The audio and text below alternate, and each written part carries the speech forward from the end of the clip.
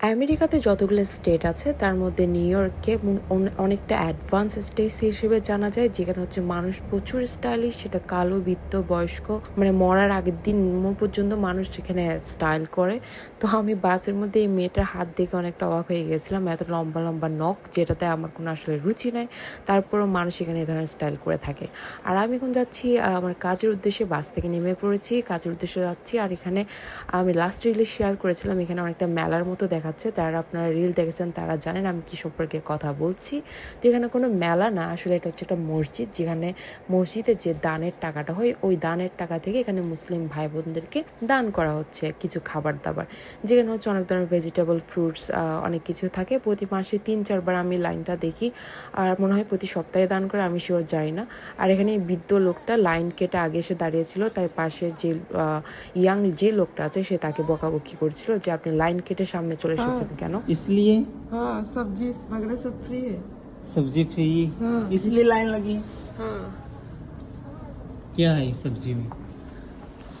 Fruits है, fruits वगैरह है, पता नहीं और भी क्या क्या है। लाइन में लग जाओ तुम हाँ भी। चलो এখানে আমার हाँ, বয়ফ্রেন্ড बिना আমাকে में বলছে खड़ा हो এখানে जाता কি है। কি দিচ্ছে, তো আমি एक বললাম बात সবজি का বাগেরা, ফল ফ্রুটস অনেক কিছুই দিচ্ছে। তো বলে কি চলো লাইনে দাঁড়ায় যায়, আমি বলছি হ্যাঁ চল লাইনে দাঁড়ায় যায়, 1 মাসের সবজি হয়ে যাবে আমাদের।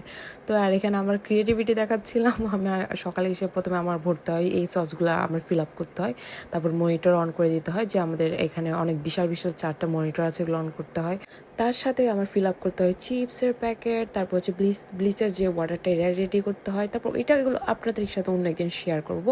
তো এখানে আমি সসগুলো ফিল আপ করতে হয়, এখানে আমাদের অলরেডি 5 ধরনের সসেস আছে, অ্যাটলিস্ট 40-40টা করে প্রত্যেকটা সস ফিল আপ করে রেখে দিতে হয় সারাদিন সারা রাতের জন্য।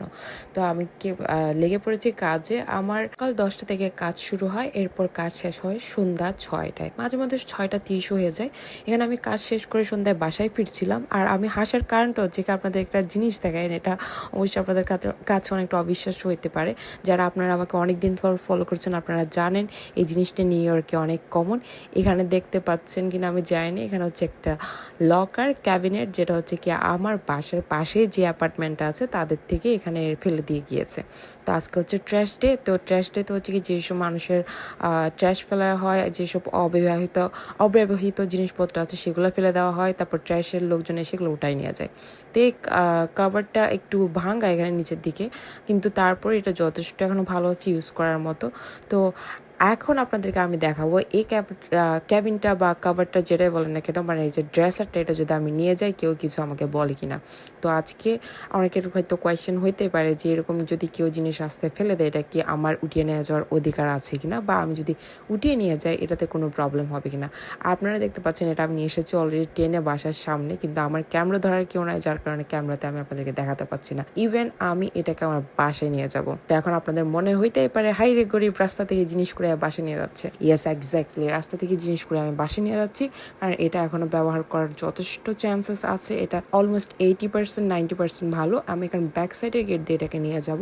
টিল টুমরো মর্নিং আমি ওয়েট করবো, দেখি এটার কোনো রিয়েকশন বা অ্যাকশন আসছে কিনা আপনাদের সাথে শেয়ার করার জন্য। আর আমেরিকার এখানে নিউ ইয়র্কের প্রত্যেকটা স্টেটে ক্যামেরা লাগানো আছে, তো যার কারণে যদি কেউ একটা গাছের পাতাও ছিঁড়ে সেটাও খুঁজে বের করা 2 মিনিটের ব্যাপার। আর আমি এখানে এত বড় একটা কাভার উঠিয়ে নিয়ে এসেছি, তাহলে বুঝেন এটা কিন্তু ছোটখাটো বিষয় না। কিন্তু বিষয়টা হচ্ছে এটা আমি পেয়েছি রাস্তার মধ্যে, এটা হচ্ছে ট্র্যাশ ডে, আর ট্র্যাশ ডেতে কেউ এটাকে ডিসপোজালের জন্য দিয়ে দিয়েছে, মানে এটাকে কেউ থার্ড পার্সন উঠিয়ে নিয়ে যাক বা ট্র্যাশের কোম্পানি এসে, মানে ট্র্যাশ পরিষ্কার করার এসে যদি উঠিয়ে নিয়ে যায় কিছু আসবে যাবে না। তো আপনি যদি ইউএসএতে থাকেন, নিউ ইয়র্কে থাকেন, এই ধরনের সেকেন্ড হ্যান্ড জিনিস আপনি নিজেও কালেক্ট করতে পারবেন without payment any single ফ্যানি YONO. অনেক চেষ্টা করার পর আমি গেট খুলেছি, আর এখানে আমার লকার একদম মেইন গেট দিয়ে আমি বাসার পিছনে নিয়ে এসেছি। এই হচ্ছে আমাদের ব্যাকয়ার্ডের পিছনে আমি কাভারটা রেখেছি, আপনারা ক্লিয়ারলি এখন দেখতে পাচ্ছেন। তো এই হচ্ছে আমেরিকার সুযোগ সুবিধা। আপনারা যদি এরকম সেকেন্ড হ্যান্ড জিনিস উইথাউট পেইং সিঙ্গেল পেনি আপনারা সেকেন্ড হ্যান্ড জিনিস কালেক্ট করতে পারেন। এরপর আপনারা রিপেয়ারও করতে পারেন, আর রিপেয়ার করতে না চাইলে ডিরেক্ট ওয়াপে ইউজও করতে পারেন। এরপর আপনি চাইলে আপনি সেল করে দিতে পারেন, এটা সম্পূর্ণ আপনার উপর ডিপেন্ড করছে। আপনি যদি অন্য কোনো তৃতীয় কান্ট্রি থেকে এই ভিডিও দেখে থাকেন, তাহলে আপনার এরিয়াতে এই ধরনের কোনো ইন্টারেস্টিং সুযোগ সুবিধা থাকলে ডেফিনেটলি কমেন্ট করে শেয়ার করবেন প্লিজ।